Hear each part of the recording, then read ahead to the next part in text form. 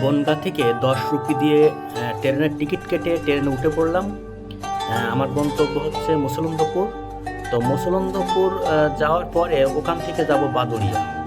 তো বাদুড়িয়া আমার ফুফুর বাসা।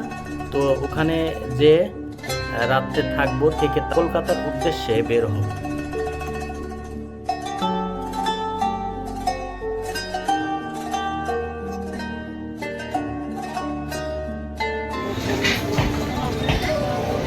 তো ঘন্টাখানিক ট্রেনের ভিতরে থাকার পর চলে আসলাম মুসলন্দপুর। একটা জিনিস দেখুন, ট্রেনটি যাচ্ছে তো শব্দ নেই বললেই চলে, কিন্তু আমাদের বাংলাদেশের ট্রেন যদি এইভাবে যেত তো এত সময় ঘটাং ঘটাং ঘটাং ঘটাং শব্দের আওয়াজে মানুষের কথাও শোনা যেত না এবং কথাও বলা যেত না। ইন্ডিয়ার ট্রেনগুলোই শব্দ নেই বললেই চলে, কারণ সব ট্রেনগুলোই বিদ্যুৎ চালিত।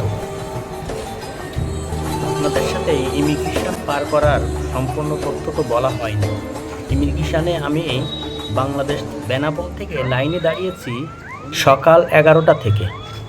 তারপরে ইমিগ্রেশন বাংলাদেশ এবং ইন্ডিয়া শেষ করে আমি যখন ইন্ডিয়া পেট্রাপোলে এসেছি তখন 5টা 30 মতো বাজে। তার মানে আমার 11টা থেকে 5টা 30 বেজে গেছে ইন্ডিয়ায় ঢুকতে। তো আসলে ইমিগ্রেশনে এখন খুবই চাপ, এত ভিড়, অতিরিক্ত চাপ। তো ফুপুর বাড়ি 2 দিন থাকার পরে বেরিয়ে পড়লাম কলকাতার উদ্দেশ্যে। কলকাতা ভ্রমণ করব, কলকাতা বেড়াবো, এই উদ্দেশ্যে ফুপুর বাড়ির থেকে বেরিয়ে পড়লাম বাদুড়িয়ার বাজারের দিকে।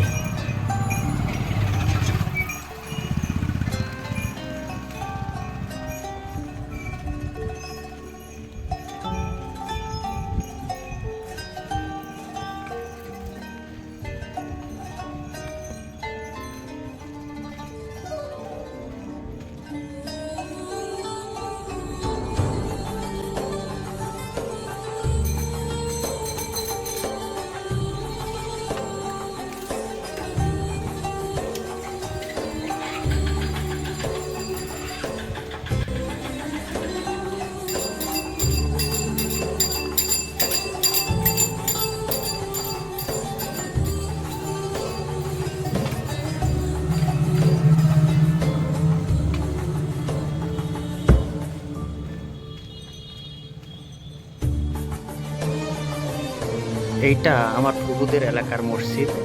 এটা হলো বাদুড়িয়া টাউন জামে মসজিদ। ফুপুদের বাড়ি আসার এইটাই রাস্তা, আর এটা হচ্ছে কাঁচা বাজারের দিকে চলে গেল। এই রাস্তাটি কাঁচা বাজারে গেছে, বাদুড়িয়া কাঁচা বাজার। তো আপনাদেরকে বাদুড়িয়া কাঁচা বাজার ঘুরিয়ে ঘুরিয়ে দেখাবো। বাদুড়িয়া কাঁচা বাজার বা মাছ বাজার একই সাথে।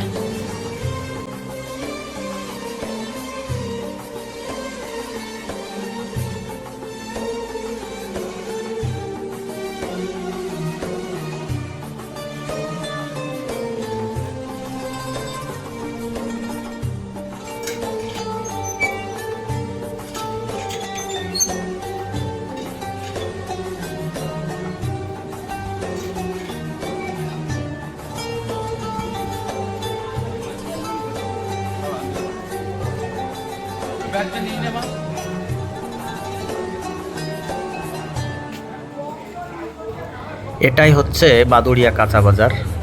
এখানে অনেক বড় কাঁচা বাজার, প্রচুর মালামাল এখানে বেচা কেনা হয়।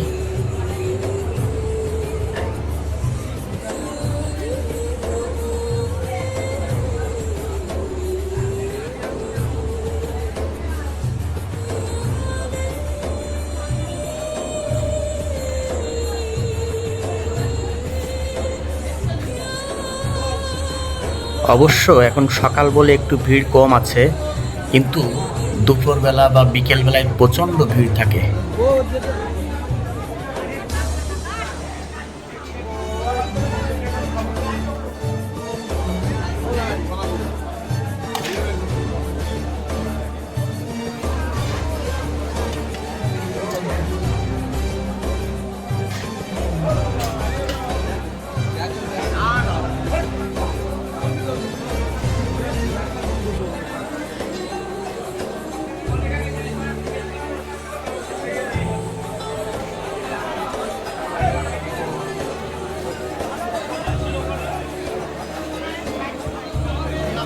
এইটা বাদুড়িয়া মাছ বাজার।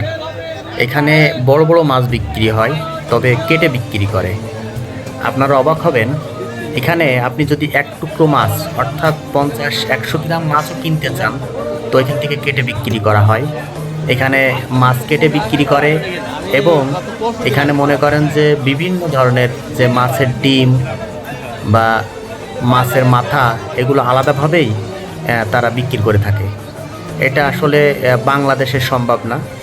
আপনি চাইলেই একটা মাছ কিনে কেটে বাড়িতে নিয়ে যেতে পারবেন, এবং আপনি চাইলেই একটা মাছ কেটে আপনি অল্প 100, 200, 250, 500 গ্রাম কিনতে পারবেন।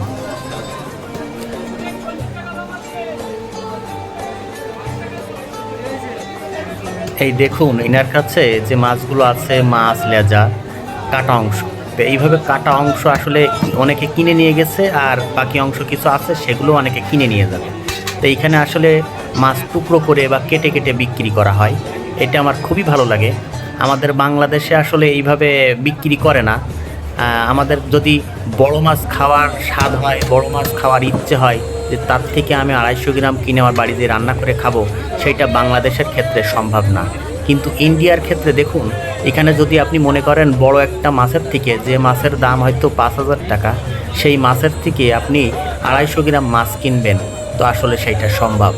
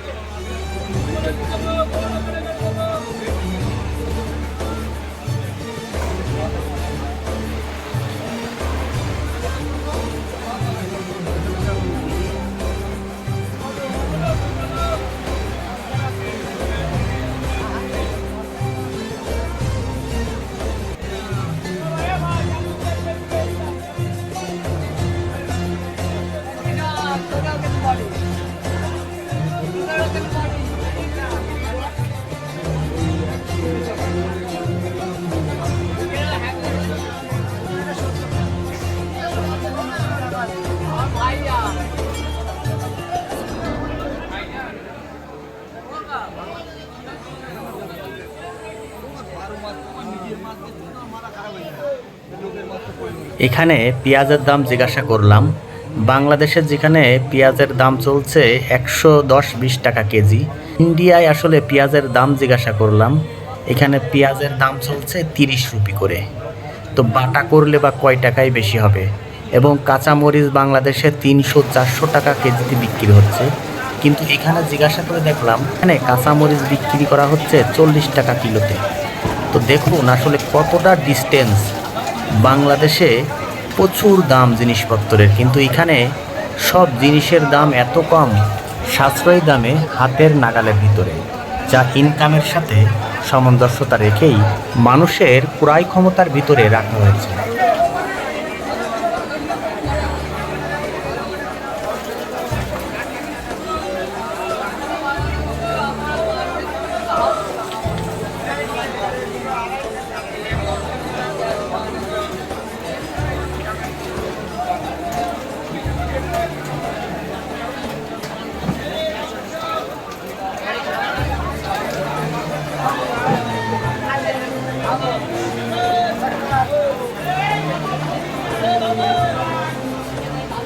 হঠাৎ করে বৃষ্টি চলে এসেছে।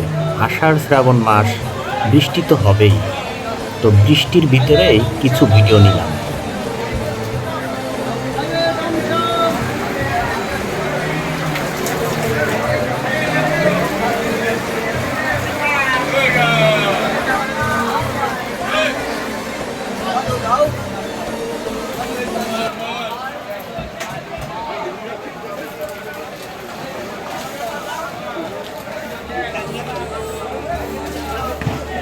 কেমন আছেন? ভালো আছেন তো?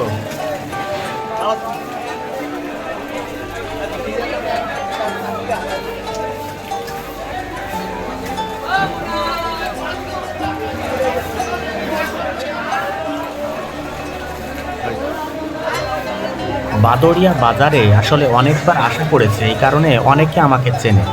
আমার বাড়ি বাংলাদেশ, এইটা যেমন সবাই জানে, এটাও জানে যে আমার ফুফাতো ভাই এখানে মাছ বিক্রি করে। এই কারণেই সবাই আমাকে চেনে। অধিকাংশ লোকজন আমার কাছে ভালো মন্দ জিজ্ঞাসা করে এবং খুবই আন্তরিক আচরণ করেন।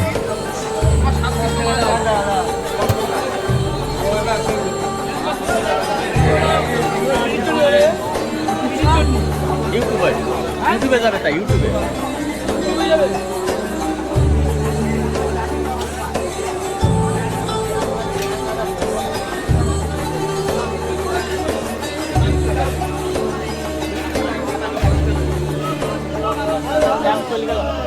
চলে গেলাম।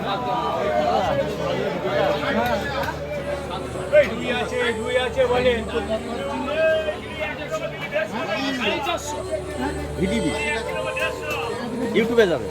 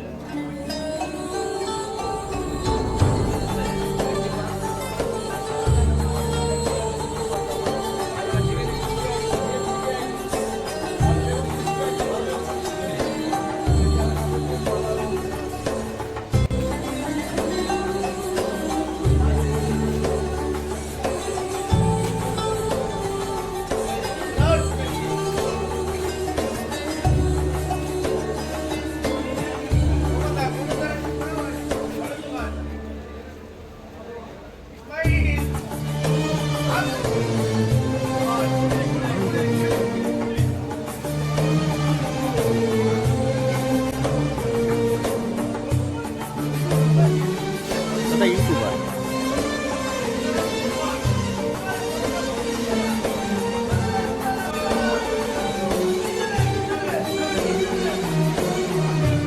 ঠিক আছে, ঠিক আছে, ঠিক আছে।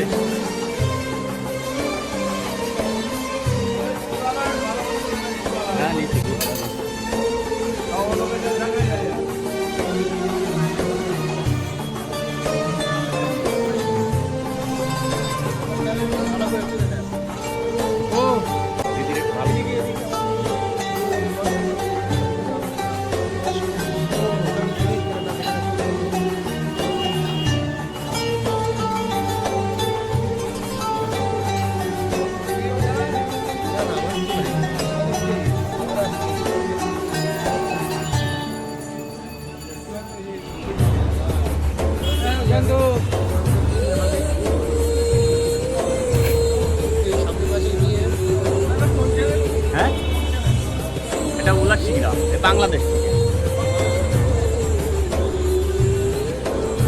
হ্যাঁ, উলাসী গ্রাম, ইংরাজি উলাসী গ্রাম সার্চ দিলে আসবে ইউটিউবে বা ফেসবুকে। না, এটা যশোর।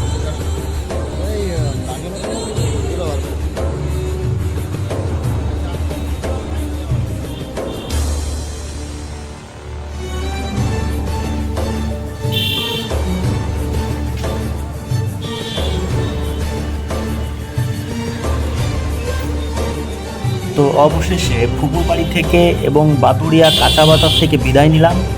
তো এরপরে গন্তব্য হলো কলকাতা। ভিডিওটি এখানে শেষ করছি। এর পরবর্তী ভিডিও আবার আপনাদের সামনে নিয়ে আসবো। ধন্যবাদ সবাইকে, ভালো থাকবেন।